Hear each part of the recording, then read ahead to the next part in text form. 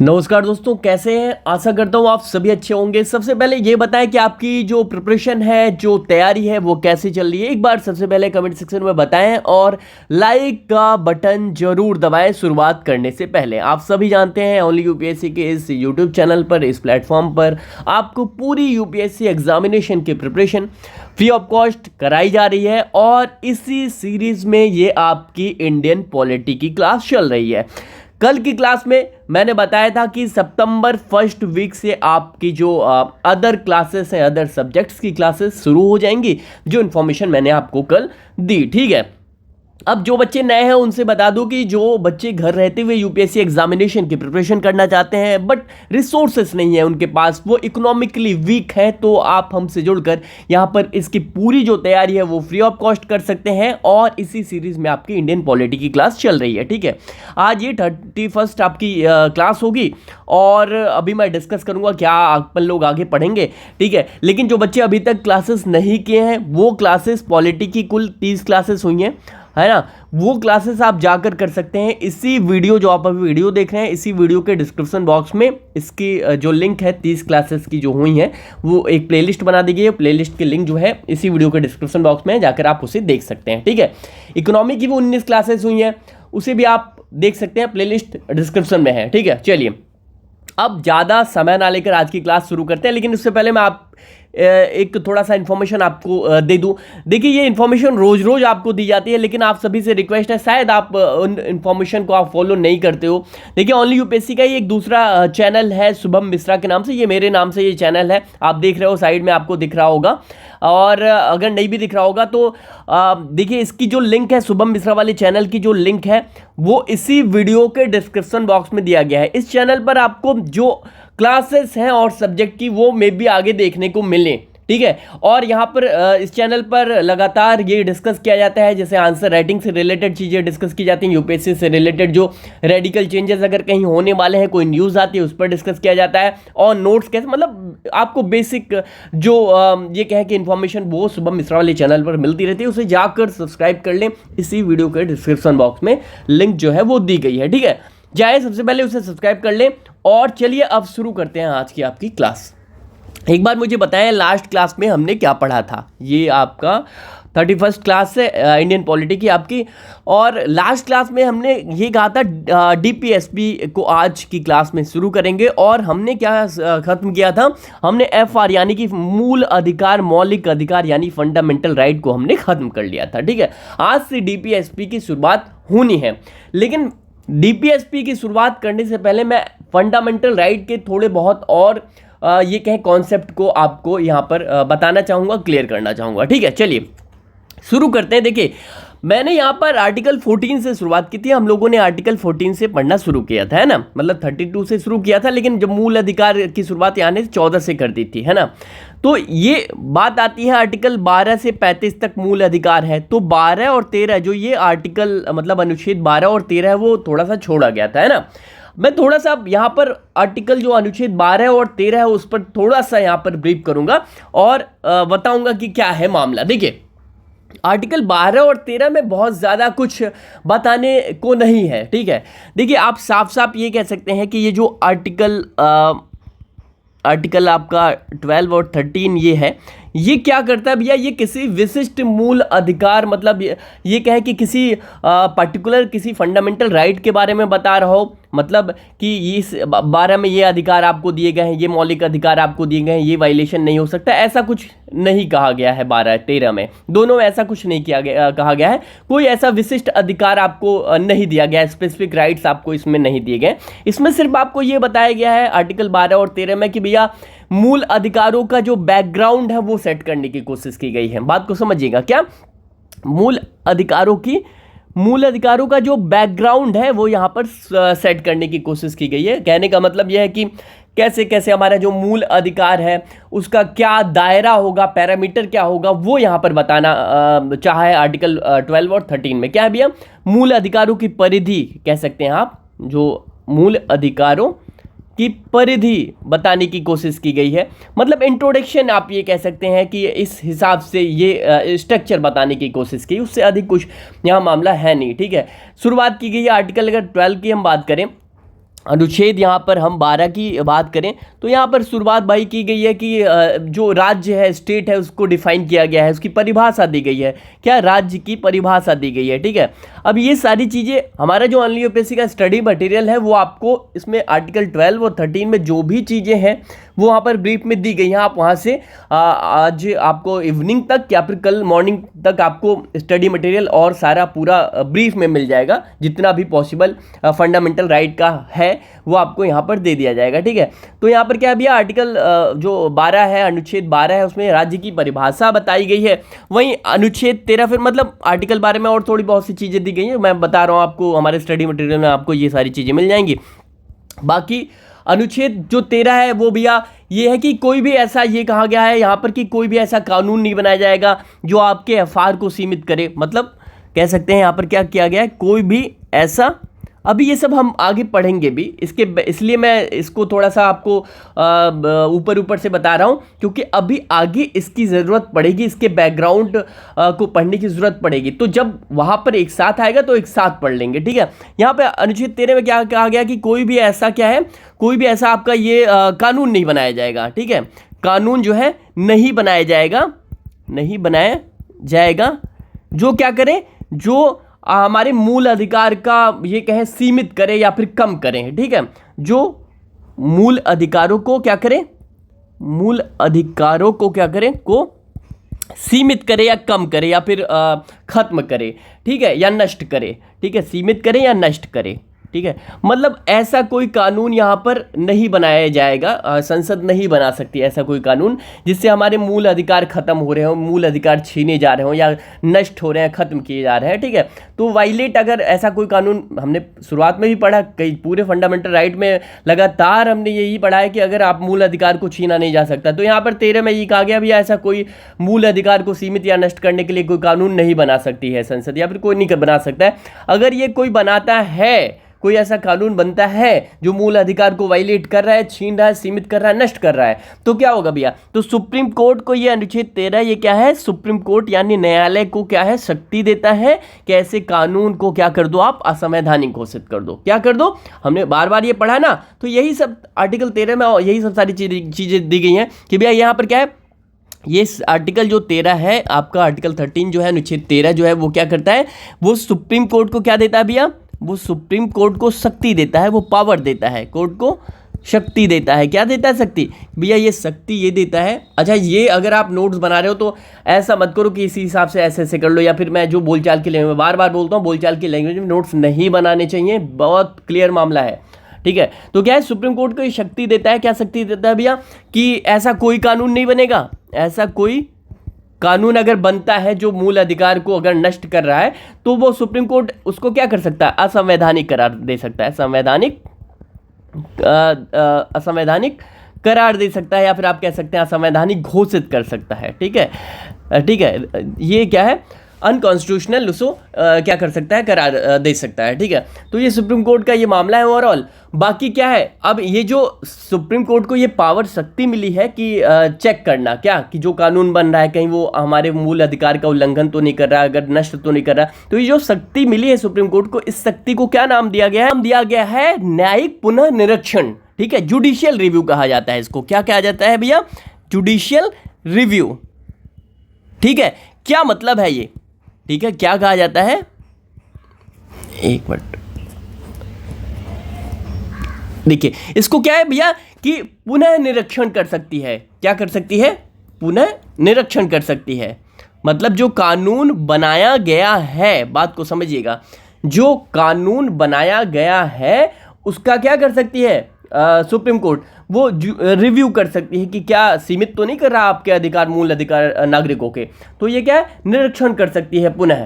ठीक है, तो ये अधिकार अब ये किसके तहत मिला है, क्या है, किस हिसाब से, ये आगे हम लोग पढ़ेंगे कि क्या जुडिशियल रिव्यू है और किस हिसाब से ये जुडिशियल रिव्यू की जो शक्ति सुप्रीम कोर्ट को मिली है कितना टकराव होता है हमारी संसद और सुप्रीम कोर्ट में, क्या है मामला, वो आगे हम जुडिशियल रिव्यू को बहुत अच्छे से पढ़ेंगे। बहुत इंपॉर्टेंट टॉपिक है, ठीक है। तो ये क्या है, बस इतना ही समझिए अभी के लिए कि सुप्रीम कोर्ट को ये शक्तियाँ मिली हुई हैं और बार बार हम लोग आगे पहले ही ये पढ़ भी चुके हैं कि सुप्रीम कोर्ट को ये पावर है कि अगर कोई कानून बना रहा है ऐसा कोई भाई कि आपके एफआर का वायलेट कर रहा है, तो वो आप उसे कॉन्स्टिट्यूशनल आप कह सकते हो, असंवैधानिक घोषित कर सकते हो, ठीक है। तो ये क्या है भैया, ये कुछ आर्टिकल 12, 13 इस तरह से मामला सेट करता है। और जो आर्टिकल 12 और 13 है और हमारा जो स्टडी मटेरियल है उससे आप ब्रीफ में वहाँ पर चीज़ें दी गई हैं, आप उसे पढ़ सकते हो। आपको पढ़ना चाहिए शाम तक या फिर इवनिंग तक, हम ये कह सकते हैं, या फिर आप कल मॉर्निंग तक आपको ये मिल जाएगी, ठीक है। अब जो लोग स्टडी मटेरियल को इग्नोर कर रहे हैं, मैं बार बार कहता हूँ कि मामला सेट नहीं होगा, क्लास के साथ आपको वो पढ़ना होगा। अगर आपको ये मानकर चलना है कि आपसे एक भी क्वेश्चन नहीं छूटना चाहिए, अगर आप ये दावे के फेवर में हो कि मैं जो दावा करता हूं कि आपके क्वेश्चन नहीं छूटेंगे, तो आपको स्टडी मटेरियल को पढ़ना चाहिए क्लासेस के साथ, ठीक है। चलिए, ये मामला आपका 12 और 13 का समाप्त हुआ। चलिए अब देखिए, अब हम लोग आगे क्या देखते हैं, ये देखेंगे कि भैया ये 12-13 तो समाप्त हो गया, लेकिन अब आता है कि ये जो हमें फंडामेंटल राइट मिले हुए हैं, यानी हमें जो मूल अधिकार मिले हुए हैं, क्या ये मूल अधिकार निरपेक्ष है, ठीक है। सारे जितने हैं हमने पढ़ा था कि आर्टिकल 17 जो है वो निरपेक्ष अधिकार है ना, क्या पढ़ा था, आर्टिकल 17 जो है वो निरपेक्ष अधिकार है। तो ये क्या है निरपेक्ष अधिकार, और क्या पूरे मूल अधिकार को निरपेक्ष कहा जा सकता है, और क्या बैकग्राउंड है, क्यों निरपेक्ष वाला शब्द यहाँ पर संविधान में लाया गया, क्या है मामला, वो देखते हैं, ठीक है। थोड़ा जो मूल अधिकार से रिलेटेड जो सारे टॉपिक्स हैं उसे हम ब्रीफ में पढ़ना है, ठीक है। तो यहाँ पर अगला टॉपिक अपना क्या है कि भैया क्या मूल अधिकार आत्यंतिक हैं, यानी निरपेक्ष है या नहीं, क्या है, क्या मूल अधिकार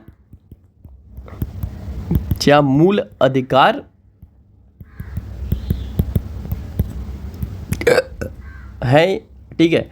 तो ये क्या आत्यंतिक है, मतलब भैया एफआर जो है वो एब्सोल्यूट है या नहीं, तो भैया एफआर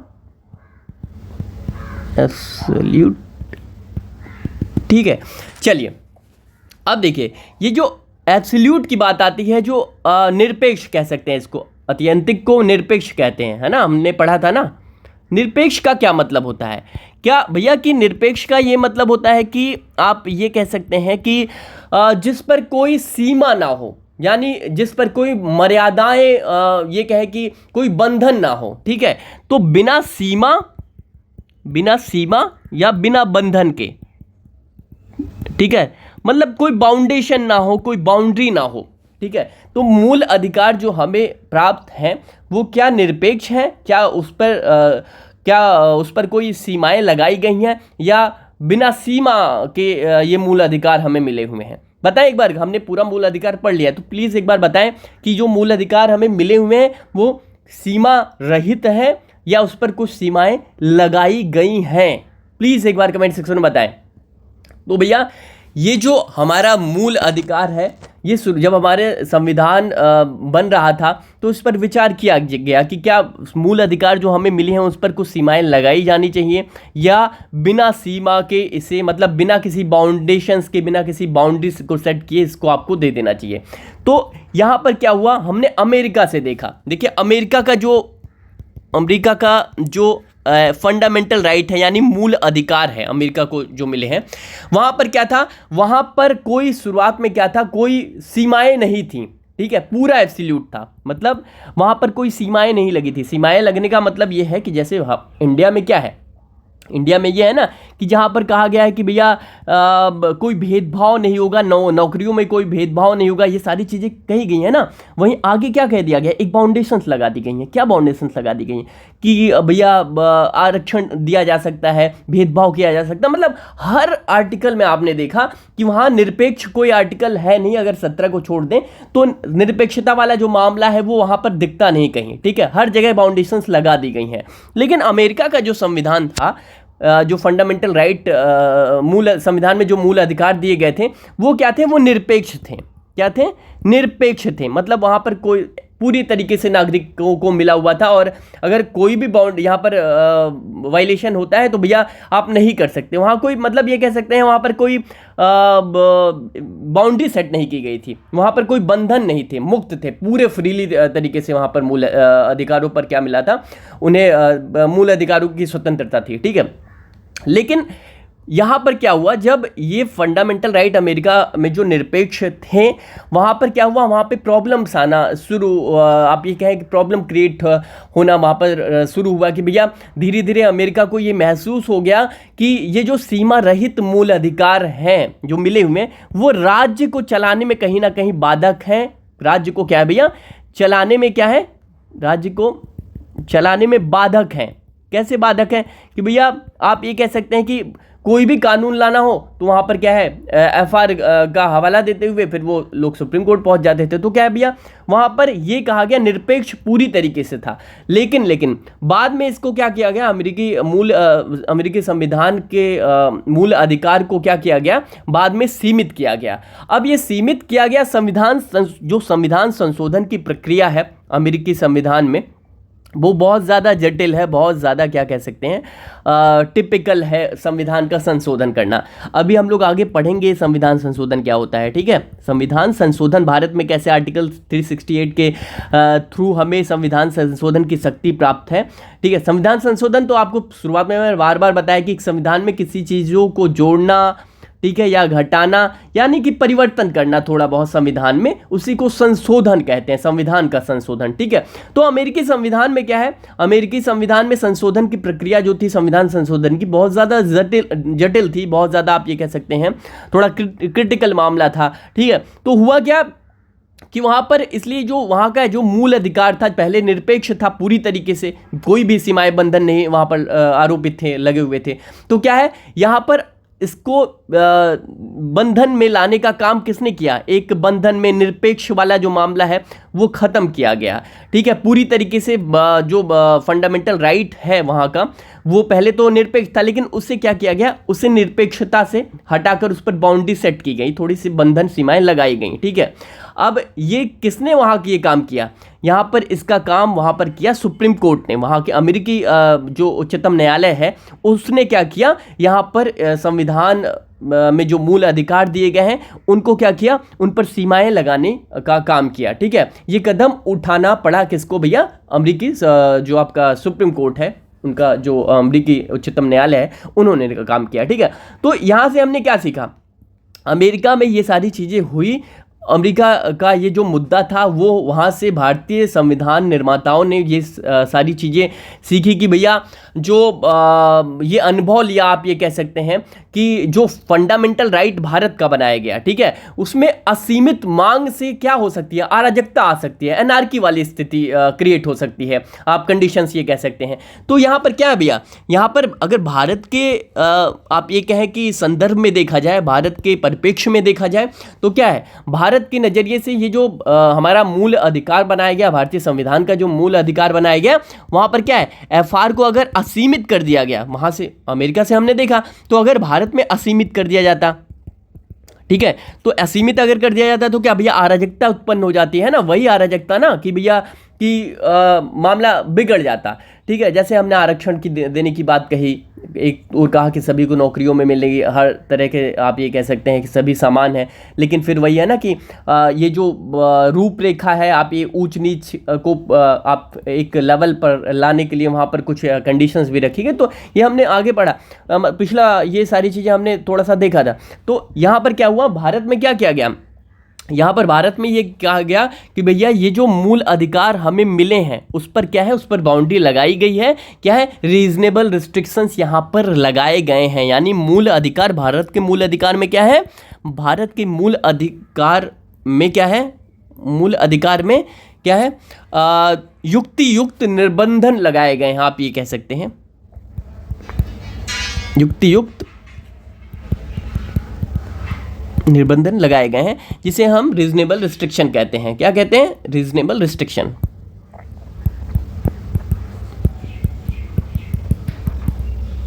ठीक है, तो ये क्या है, ये लगाया गया है। बात क्लियर हो गई कि भैया ये जो मूल अधिकार है वो क्या है, वो पूरी तरीके से निरपेक्ष नहीं है। हमने पढ़ा भी है, आर्टिकल 17 को छोड़कर हर जगह कहीं ना कहीं बाउंड्री सेट कर दी गई है ना। तो ये कि भैया क्या मूल अधिकार निरपेक्ष है पूरी तरीके से, तो नहीं भैया। क्यों?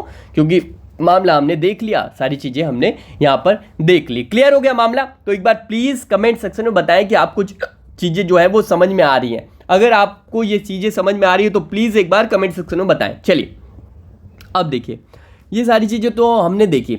अब मामला आता है कि ये जो मूल अधिकार हम हैं, क्या उन मूल अधिकारों में संशोधन किया जा सकता है, बदलाव किया जा सकता है? क्या है भैया मामला? प्रश्न ये है कि क्या FR फंडामेंटल राइट यानी मूल अधिकार, FR लिख दे रहा हूं मैं डायरेक्ट, ठीक है, क्या FR में संशोधन हो सकता है? हो सकता है। अब ये क्या है, ये सीधा सीधा कभी कभी स्टेट वगैरह पूछ लेते हैं, ठीक है। मतलब ये तो ऐसा मामला है जो यूपीएससी के एग्जाम के पॉइंट ऑफ व्यू से बहुत ब्रीफ में पढ़ा जाना चाहिए, ठीक है। अभी हम आगे पढ़ेंगे, ठीक है। अभी मैं सिर्फ एक आप बैकग्राउंड सेट करने की कोशिश कर रहा हूं आपके लिए, ठीक है। तो भैया ये जो FR है उसे अमेंडेबल है या नहीं अमेंडेबल है, ये हम देखते हैं। क्या भैया? FR अमेंडेबल, ठीक है। ये अमेंडेबल है या नहीं, इसको हम थोड़ा सा देखते हैं, ठीक है। अब जब अमेंडमेंट की बात आती है, मतलब संशोधन की बात आती है, संशोधन फिर अभी मैंने पहले बताया कि भैया किसी चीज़ में परिवर्तन करना, तो क्या संविधान संशोधन मतलब जो मूल अधिकार हमें मिले हैं उसमें क्या परिवर्तन किया जा सकता है? क्या ये हो सकता है? ठीक है। तो यहाँ पर हम ये शॉर्ट में समझने की कोशिश करते हैं, अभी ब्रीफ में आगे पढ़ेंगे। बस एक आपको बैकग्राउंड बता रहा हूँ कि जो संसद है हमारी, जो पार्लियामेंट है ना हमारी, क्या भैया हमारी जो पार्लियामेंट है वो क्या कर सकती है, ये जो हमारा मूल अधिकार है, संसद मूल अधिकारों को क्या कर सकती है, मूल अधिकारों को संशोधित कर सकती है। हाँ बिल्कुल, क्या कर सकती है? संशोधित कर सकती है, संशोधन कर सकती है, संशोधन कर सकती है, ठीक है। तो यहाँ पर क्या है, मूल अधिकारों में परिवर्तन कर सकती है और संशोधन जो है कर सकती है। अब इसका बेस्ट एग्जांपल क्या हो सकता है, बताएं एक बार कमेंट सेक्शन में कि कहाँ पे किया। अब देखिए, जो हमें संपत्ति का अधिकार था वो क्या था, वो मूल अधिकार ही तो था, है ना, मूल अधिकार तो था। तो संसद ने कहाँ भेज दिया उसको, 300A में भेज दिया ना। तो ये क्या है, ये सीधा एग्जाम्पल, लाइव एग्जाम्पल है ना, हमारे मूल अधिकार को यहाँ संशोधन कर दिया संसद ने, पार्लियामेंट में। तो यहाँ पर बिल्कुल किया जा सकता है, पार्लियामेंट को ये पावर है, ये राइट मिला हुआ है, ठीक है। तो क्या भैया, अब ये तो मामला सेट हुआ आपका कि हाँ ये कर सकती है। लेकिन अब ये संसद अपनी मनमानी नहीं करेगा कि भैया आप कुछ भी कर ले, कि नागरिकों के मूल अधिकार जो मिले हैं उसको छीन भी ले और कुछ कर ले, तो ऐसा नहीं कर सकती संसद जो है, वो ऐसा नहीं कर सकती। उसको राइट शक्तियाँ मिली हैं, लेकिन ये शक्ति नहीं मिली है कि जो हमारा संविधान का जो मूलभूत ढांचा है, बात को समझिएगा, आधारभूत जो ढांचा है उसे परिवर्तन, मतलब बेसिक स्ट्रक्चर जो है हमारा कॉन्स्टिट्यूशन जो बना हुआ है, हमारे कॉन्स्टिट्यूशन का जो बेसिक स्ट्रक्चर है, मूलभूत ढांचा है, उसमें बदलाव नहीं कर सकती, ठीक है। अभी ये आगे हम लोग ब्रीफ में पढ़ेंगे कि क्या है, ये क्या होता है मूलभूत ढांचा, किस तरह से आर्टिकल 368 जब हम लोग पढ़ेंगे। अभी इसके बाद सबसे पहले FR जब खत्म हुआ तो हम लोग DPSP पे आगे बढ़ेंगे। DPSP पढ़ने के बाद हम लोग 368 पे ही आएंगे, यानी कि जो कॉन्स्टिट्यूशन में अमेंडमेंट किए जाते हैं, ठीक है, वो हम लोग थोड़ा सा देखेंगे, ठीक है। तो ये क्या है भैया कि यहाँ पर संसद को शक्तियाँ तो प्राप्त है कि भैया आप संशोधन कर सकते हो, लेकिन ऐसा कुछ नहीं करोगे आप कि भैया कि पूरा आधारभूत ढांचा ही बदल जाए, ठीक है। तो क्या है, ये यहाँ पर सुप्रीम कोर्ट, हमारा जो उच्चतम न्यायालय है, जो हमारा न्यायालय है, न्यायालय ये तय करता है कि अगर जो आपने कोई संशोधन किया है, आपने कुछ संविधान में बदलाव किया है, ठीक है, या फिर फंडामेंटल राइट जो हमें मिले हैं उसमें आपने अगर कोई बदलाव किया है, संसद ने अगर कोई बदलाव किया है, तो भैया ये जांच करता है सुप्रीम कोर्ट कि भैया ये क्या करता है सुप्रीम कोर्ट, ये क्या कर सकता है, सुप्रीम कोर्ट को ये शक्तियां प्राप्त हैं कि आप चेक करो कि कहीं ऐसा तो नहीं कर दिया कि पूरा आप आधारभूत लक्षण ही बदल दिया है, मतलब संशोधन करके पूरा शक्तियां ही छीन ली। तो सुप्रीम कोर्ट को ये राइट मिला हुआ है, क्या मिला हुआ है भैया, कि ये इसको चेक करे, और अगर ये आधारभूत ढांचे से आप ये कह सकते हैं जो बेसिक स्ट्रक्चर है उसको आप उसके विरुद्ध जा रहा है, क्या जो बदलाव किए गए हैं, तो उससे क्या है, जो सुप्रीम कोर्ट है वो खारिज कर सकती है, उसे असंवैधानिक घोषित कर सकती है। क्लियर हो गया मामला।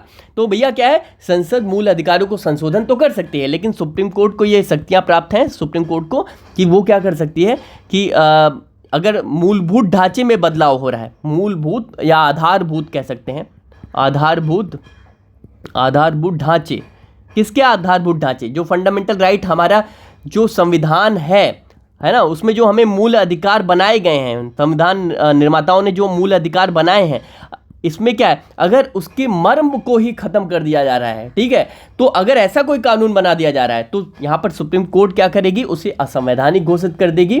तो भैया क्या है, मूलभूत ढांचे या आधारभूत ढांचे को क्या कर सकते हैं, यहाँ पे उसके विरुद्ध कोई कानून नहीं बन सकता, विरुद्ध कानून नहीं बन सकता, कानून नहीं बन सकता, नहीं बन सकता। क्लियर हो गया मामला। तो ये क्या है भैया, ये एफआर था मेरे एंड से। अब एफआर में कुछ और ज़्यादा बचा नहीं है, जो कुछ और बचा हुआ है वो हमारे स्टडी मटेरियल में है। मैं बार बार कह रहा हूँ, हमारा जो स्टडी मटेरियल है, ओनली यूपीएससी का जो स्टडी मटेरियल है वो आपको पढ़ना चाहिए, ठीक है।